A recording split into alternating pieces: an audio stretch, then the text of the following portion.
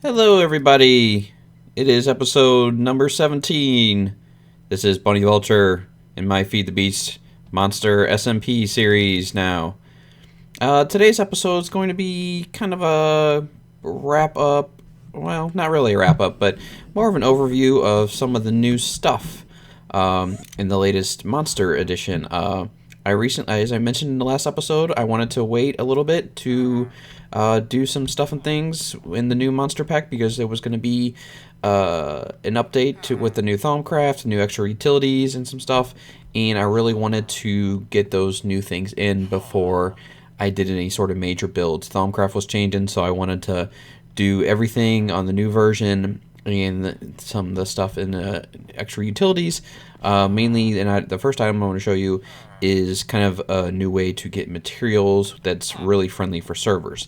So yeah, I'm going to go ahead and jump right into that. And if you don't know extra utilities mod, I would suggest you definitely take a look at it. I'm pretty sure if you've watched this series for the last couple episodes, I'm sure you've checked it out and maybe even have used some of the stuff in it. Specifically the endothermic pump for getting lava from the nether. But the block we're going to look at today is the Ender Quarry. And I think I had mentioned this in one of my earlier videos. This block is very friendly for servers. What it does is it mines vertically. It doesn't leave a big giant hole in the world. And it kind of just replaces there's no block updates due to water holes or lava holes or any other fluid that it comes across now in Monster. It just replaces the block it comes across with dirt. So very awesome. So we're going to go ahead and make one of these guys because we don't have any quarries going and we haven't had a quarry going for a week, maybe. I would maybe something about that. Somewhere around there. So I'm going to make 16 of those guys because I think I'll need them. And I need 2 of the endothermic pumps, so I need 2 buckets of lava and 2 buckets of water. And what was that pick I needed? An iron pickaxe, no problem there. So let's go for a bucket. I'm going to need 4 buckets, so let's go ahead and grab you. And I can get lava downstairs. So I'm going to go, and if you don't kind of guess where I'm going to put the Ender Quarry, is I'm going to go ahead and put it right back where my last quarry was, and that was the Deep Dark. Because there's lots of resources there, and it's kind of in its own little dimension, so I don't have to really worry about it. If I had a place here, I might go ahead and put stuff here in the overworld if I want to, replace stuff, but not really. And I got a lot of these fences here, which I should probably take one of these with me. Let's go ahead and put those up here, do a little switching around, and put those away for now. Okay, so as you can see here, it's a little bit more expensive than the regular Buildcraft quarry. And actually, I would say a lot more expensive than the Buildcraft quarry in just general resources type stuff. As you can see here, it takes some of these Ender infused obsidian, which isn't really bad. 2 of the endothermic pumps, a diamond pick, which is the same as a regular quarry. 2 of these Ender cores, which are probably the most expensive items, which require this obsidian, eye of Ender, and the magical wood. The magical wood requires enchanted books of any type. It can be like a regular 1 experience type book. It can be like a sharpness 1 or protection 1, that type thing. It doesn't really matter what it is as long as it's an enchanted book. Some gold and whatnot that gets you those things. And then you need this diamond edge computational matrix, which is some diamonds, one of those things, and some burnt quartz, which is just some quartz and some mimikite, or you can get it via smelting some quartz. So not bad. So I'm going to go ahead and make this up, and I will be right back, guys. Alright guys, welcome back. Excuse me. I am back here in the Underdark, and as you can see here are my 2 previous quarries. Deep pits of darkness, going down to nothing. This one in particular created a humongous amount of lag due to the various source blocks of water pools and everything there. So that's kind of what made me stop the quarrying. at least I can get this until I get this Ender Quarry going, because I definitely wanted to, you know, get some more resources, because, you know, after all, that's what, you know, part of the fun about, you know, FTB is to go over the top in just about everything. At least I think so. Anyway, so I'm going to go ahead and flop down some stuff to get started. So to kind of make the border of an Ender Quarry, you don't use the landmarks. Use fences, which is kind of weird. I wish there was a way to automate the placing of these things, because this part's going to be kind of annoying, because I got to place essentially a big border of these things, you know, everywhere where I want it. You know, I guess in some regard, there's no limit to how big the quarry can be. So I'm basically just going to make this thing as big as I can until I, you know, run out. So that's going to be my plan here initially. I got, oh, I don't know, that many. So I can at least do, you know, a regular 64 by 64 quarry, and I can go a little bit bigger than that. So I'm going to go kind of with this in mind, and then I will be right back with you guys. Okay guys, I'm back, and I got down my fence border. It looks like I had enough to do about 2 stacks of 64 and about a third stack of 24. So that's not too bad. So what you can do is you can place the Ender Quarry pretty much anywhere along the line, but I'm going to go ahead and slap it here in the corner. And I think if I'm right, all you got to do is right click it and it'll tell you if everything's set up correctly. Analyzing fence boundary, and click it again. Successfully established boundary. Awesome. So now we can go ahead and set up basically how it's going to get everything. So you kind of do it, at least I thought you could do it similarly. I might be able to use the tesseract for both. I thought I could use this going right into an ender chest. Let me see if I can work this out. If I just put a tesseract right there. Okay, it's getting power. It's receiving energy, so that means I can definitely transmit items, probably. Let me go back to the overworld and see if I can set something up. I'll be right back with you there. Alright guys, I'm back. And I was kind of derpy right there. Figured out that the... Whoa, weird graphic glitch right there. That the Ender Quarry just pretty much outputs into an adjacent inventory. So since I already got my ender chest back at the main base set up for regular quarries, I just went ahead and brought the ender chest with me and just slapped it right next to it and kind of use it without essentially any pipes. So that's another advantage. I don't have to worry about having a gold pipe going from the quarry into the ender chest, or an energy pipe from the tesseract into the quarry. I just slap them right next to each other and off it goes. And at the top of the screen you can see it's using RF pretty good, and you can also click on the tesseract at any point to kind of see where it's at. And it's kind of hard to see there in the left hand corner, but it looks like it's got 357 blocks scanned, and it's at 0.02% complete. And if we were to peek in here, you can see, you know, all the goodie stuff that it's grabbing. So pretty cool.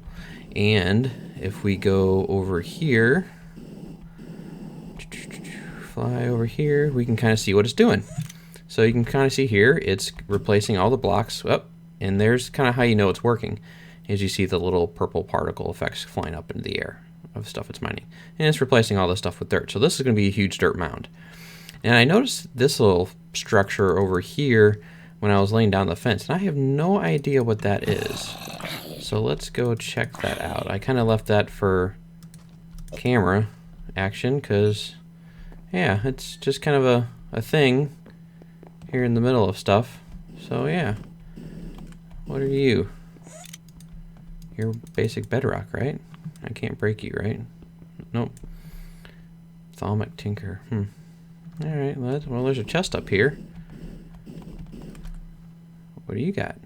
Plain chest. Oh, hello. You got all kinds of good stuff. I'll take you. Whoa, whoa, what's going on? Am I in the dark? I'm in the dark.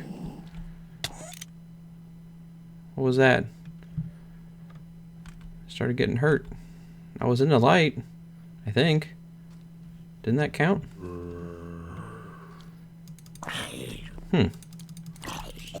Not sure what that was. But I'm kind of full anyway. But I want the rest of that stuff. So I'm gonna go drop my stuff back off over here in the convenient chest. And go back and get the rest of that, because I'm greedy. And I want to know what the hell was hitting me. Or hurting me. Oh. Maybe I wasn't in the light. So let's do... Hey. There. Give me that. Huh. That was weird. It's like the light from that torch like went out. Okay. No matter. I got all I wanted. Alright guys, back off to the overworld to show you the next stuff. Alright guys, we are back in the overworld, and the next part of the video that I wanted to show you about was the changes to Thaumcraft, and I went ahead and threw down my research table, and I can show you kind of what the changes were in that.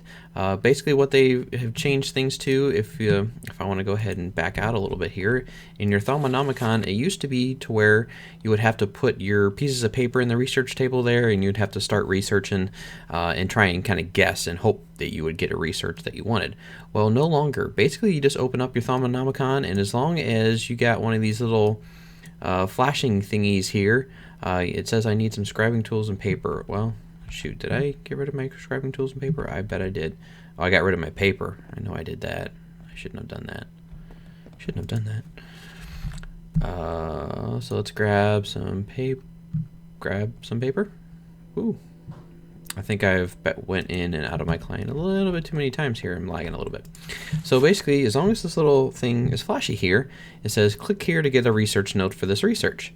So you basically just click on that, and I've already done that, and then you get the research note automatically in your inventory. And then you just slap it down here in the research table, and then you get this little kind of hexagonal type grid here, and it shows you the aspects that you need to connect to each other. And it's in that way it's kind of similar to the 4.0, I guess 4.0 and 4.5 Thaumcraft, where you had a research grid and you got to connect these things, but they don't have to be in a straight line. You can just kind of connect this one to here.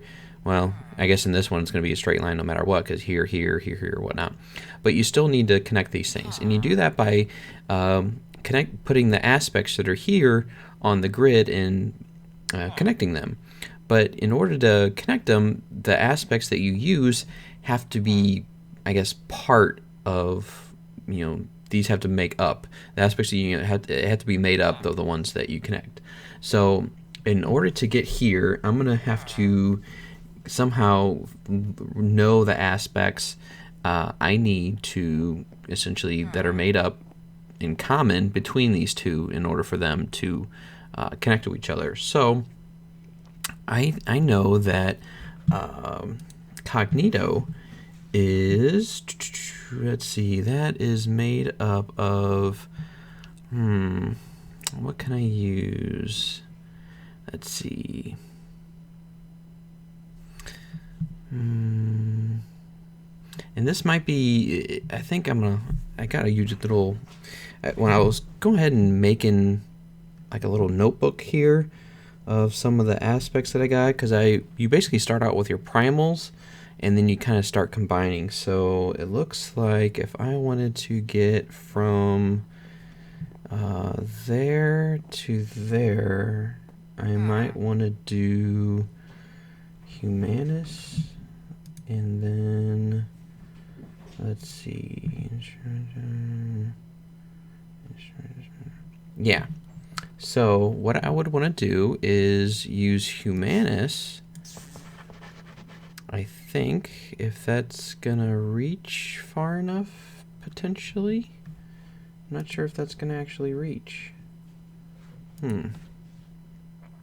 But we will see, because that connects to that, and then Instrumentum is made part of that, so like that. And then I need Ordo so I can use Humanus again. But I don't have any Humanus, so I would need to make some with some Cognito and Bestia. Combine that and put you like there. And I think you connect, right? No, you don't connect, do you? Uh-oh. I think I may have done that wrong. I'm gonna go ahead and play around with this a little bit, and I'll be right back, guys. Alright, guys, yeah, I was off on that.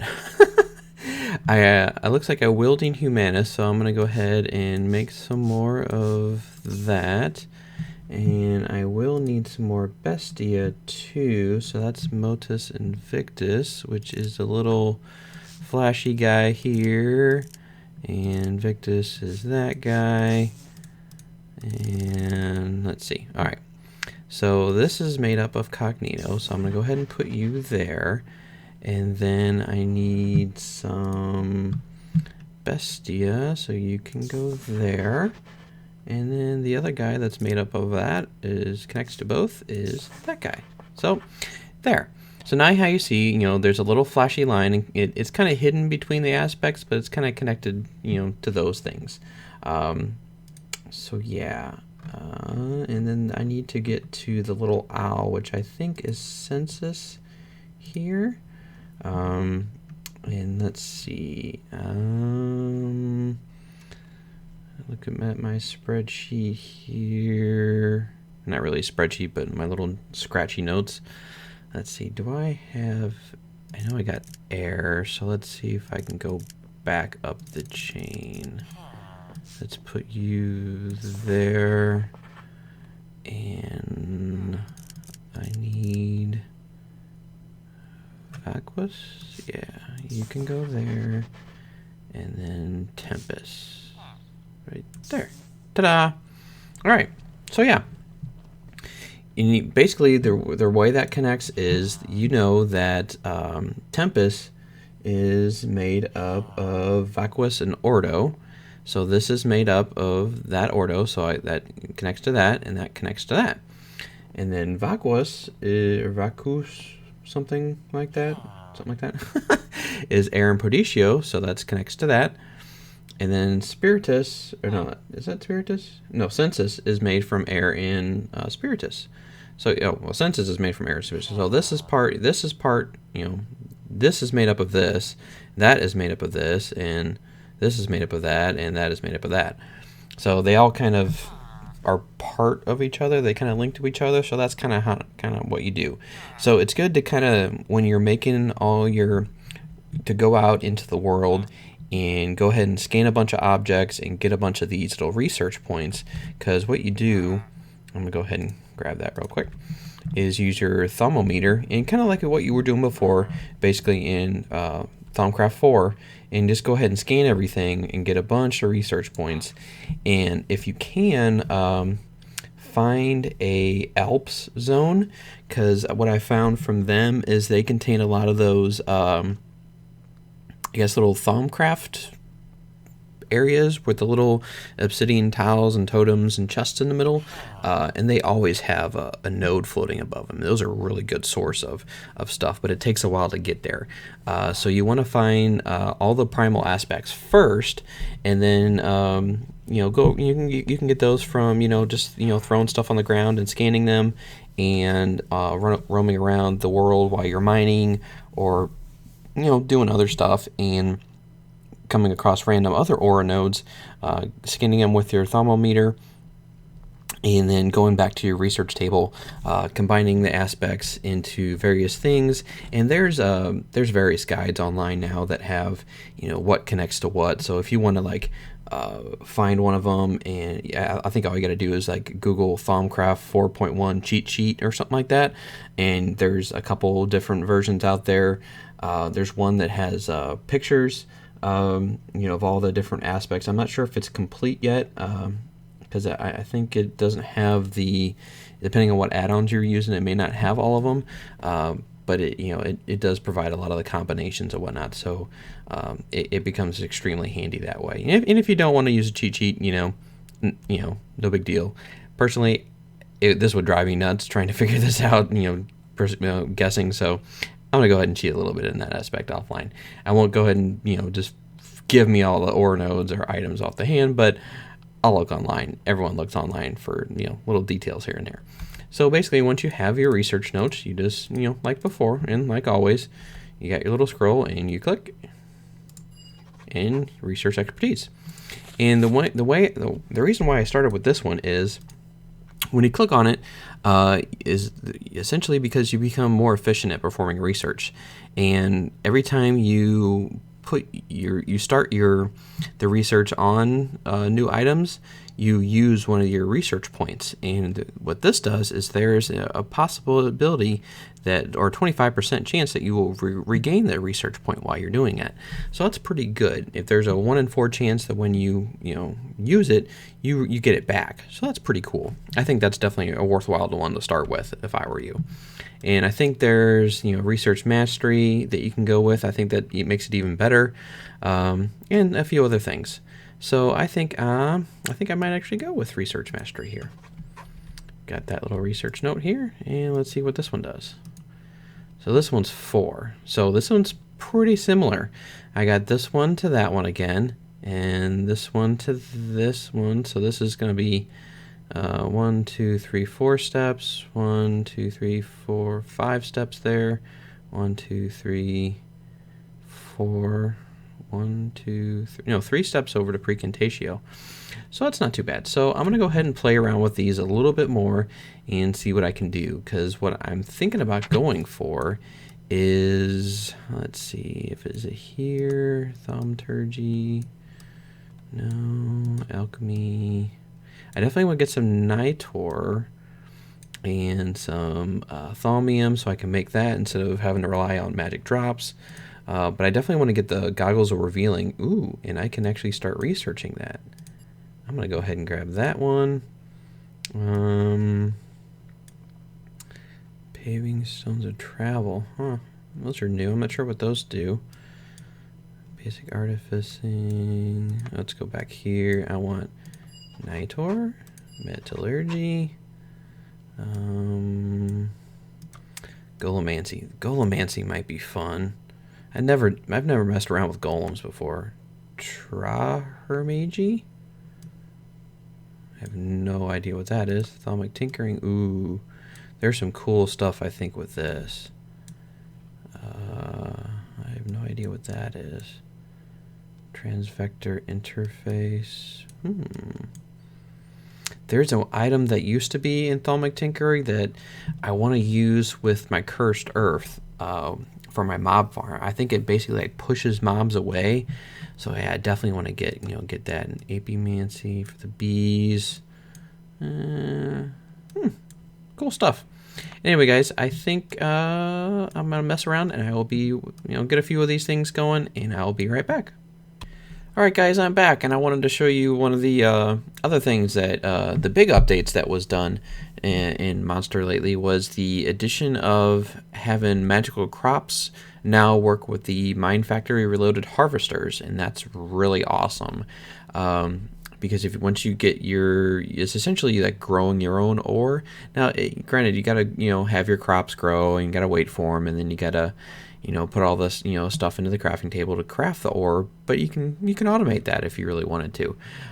So right now, since I'm kind of the lowest amount of ore I have for the regular vanilla resources is gold, I got some gold crops going here, and it actually tells you up there in the tooltip, which is really cool, kind of what the growth percentage is. So right now these are at 86%, and I planted them all at the same time.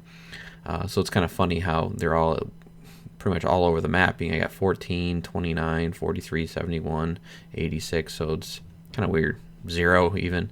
I just got the 9 here, but I've had this kind of just going up overnight. I think I started this sometime yesterday, maybe mid-afternoon, probably around 6 o'clock or so, and I've just kind of been going ever since. And if I would look up gold, I got 125, and it used to be where you would take 2 of these next to each other and you would get a greater gold essence. and then you would put the greater gold essences in an 8 pattern and you would get 5 ore. Well, that has been changed. Now you just take the regular gold essence, put it in an 8 pattern, and get 1 ore apiece. So these 8 right there would normally, I guess those 64 would be 32, and the 32 in a pattern would be 5. So you would get essentially this 64 would, this 64 would turn into 32. You put the 32 around the 8, essentially divide by 8, so you get 4 essence. 4 times 5 is 20. So it's a little bit less ore, if my math is right, which don't go by it. So I got 15 gold ore, which isn't bad, but it's free ore. So all I gotta have to do is just, well, not free ore. I gotta provide power to it, but still, it's not a bad way to get ore. And if you don't like quarrying or mining a lot, you're more of the crop growing, and you want to focus more on magic type stuff. Kind of a cool way to do it. Like, granted, you got to have the power for the machines, but you effectively, if you don't want to use harvesters, you wouldn't have to. You could just grow it all and grow your own ore. But you do got to get some stuff at least to to do it. And then to grow everything, you would still use the essence. Let's look at seeds, because I think some of that stuff has changed as well. Emerald. So you still need, essence seeds for all that, and extreme essences and all that. But, it's kind of cool. The last thing I want to show you for today's episode, as you can see in my inventory here, is a variety of various chisel blocks. And if you look around my area right here, it's kind of cramped. I got the machines in here, my display panels. I'm starting Thaumcraft now, so I got this little area. I got my area for Tinker's tools and Mistcraft here, and then I got my power stuff downstairs, and I've had to expand that tunnel out that way for more tanks and whatnot, but I just don't have enough room here. I like spanning out and having different sections for each little area. I don't like it all having in like one room. So if you remember from my single player series, I kind of had a little bit, actually a lot bigger base, and I had things kind of in their own little room-ish or quarter, whatnot. So I'm gonna build my own little place away from the little spawn village here.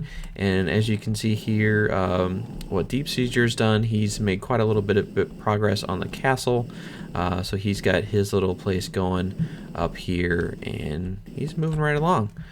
He's been working, this is pretty much what he's been focused on lately, is building this thing up. So this is the place that I think we were all going to go into at some point. But as it started to come together, I'm like, this may not be big enough for what I want to do, because I wanted to have, a big area, wide open area for various fluid tanks and a big area for machines. And as I look at this, it's just not going to be big enough for that unless I just go underground. And then what's the kind of point of that? I probably will still go underground in my new place for a little bit, but I wanted to have a bigger open area as well.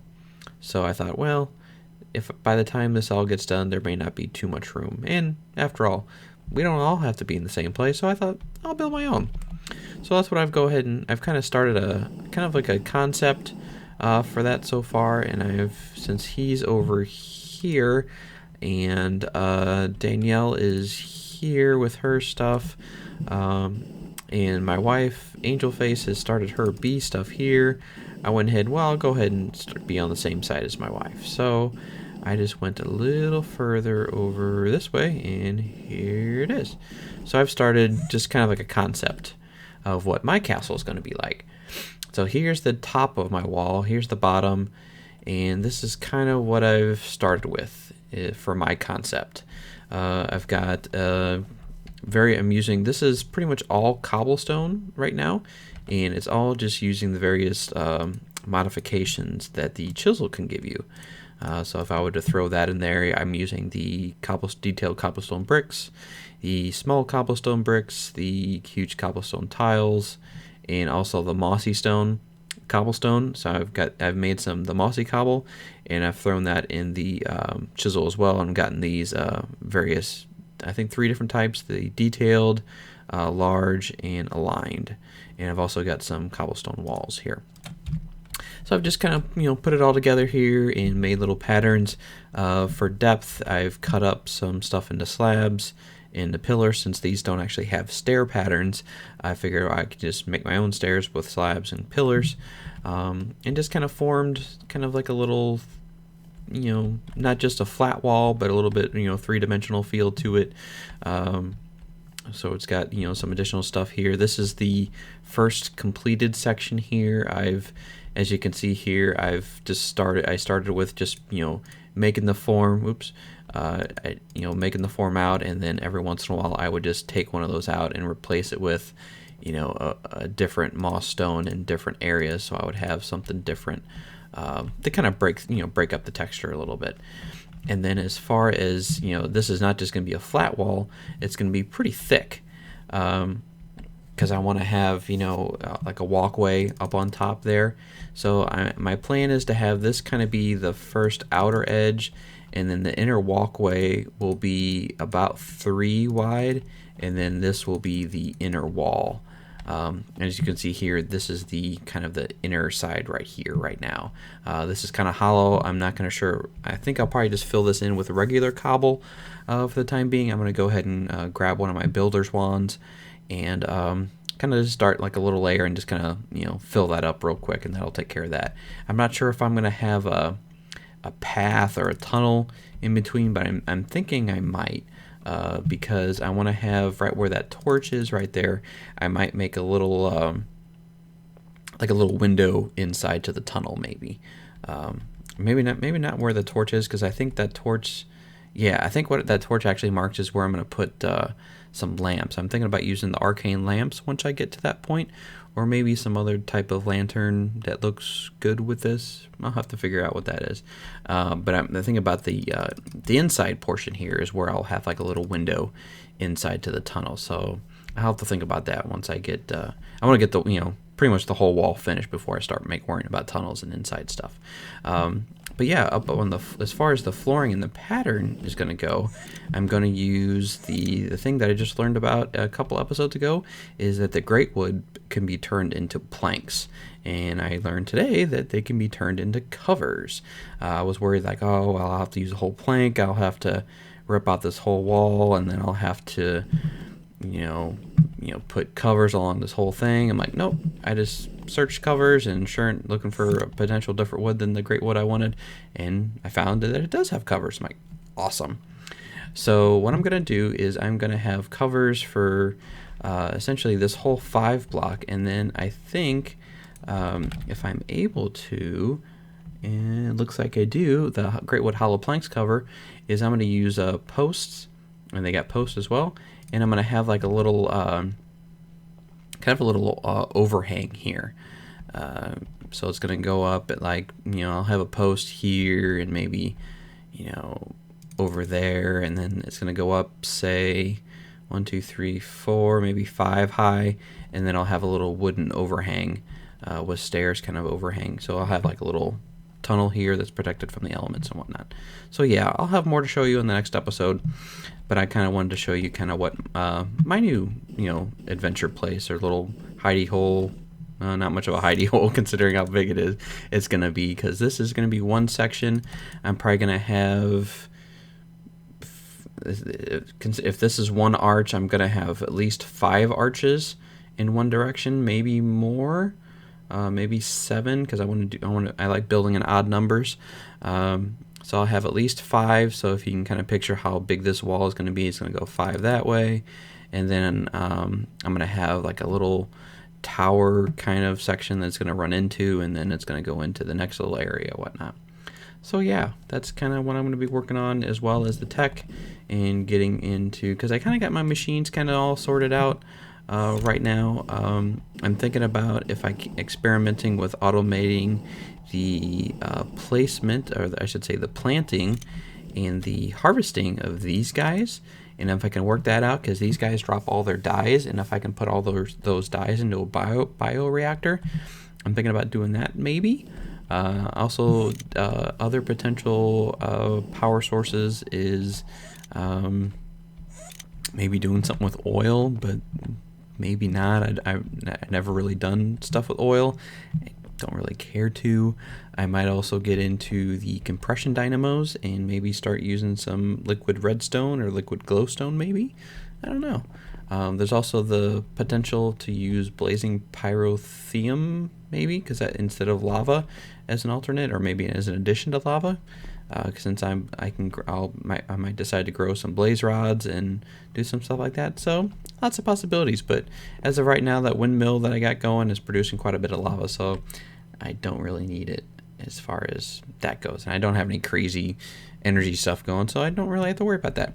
But I am definitely going to be doing some more research in the near future. I got the niter in here now, and I'm going to be going straight for that arcane lamp and maybe some golems, because I think golems may be kind of cool to have in the castle. Anyway, guys, I hope you enjoyed the episode. As usual, please leave me a like and comment in the below area for what you'd like to see next. Until next time, see you guys later.